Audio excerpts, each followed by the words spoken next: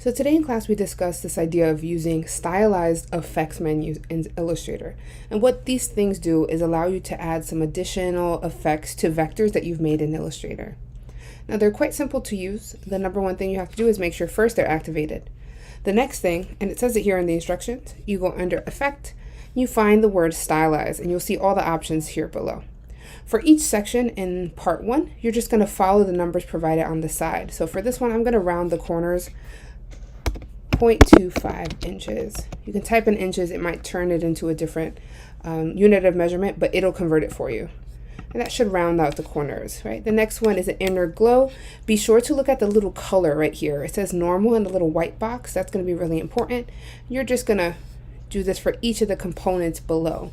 And when you're done doing that for all the sections, you're really just going to put it together to create something that looks like this here. And you'll see that all the effects that you've created really add to your image. That's for part 1. Once you're done with that, you've gotten enough practice where you can be a little bit more creative on your own in this. So part 2 is making it yourself, kind of deciding what kind of effects you want for yourself. So each one of these components has been made for you.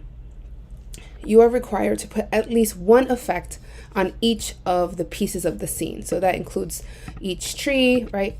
And you'll see that this is how I did it here on the side. You can arrange it in a different way and get creative with it. You can duplicate parts, resize parts, transform parts, and make it your own.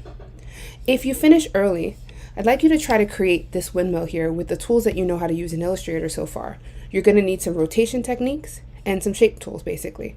When you're done creating that, you can take your windmill and you can bring it up here to this scene and add it to your fall scene here. Get creative, use the techniques you understand in Illustrator, and good luck.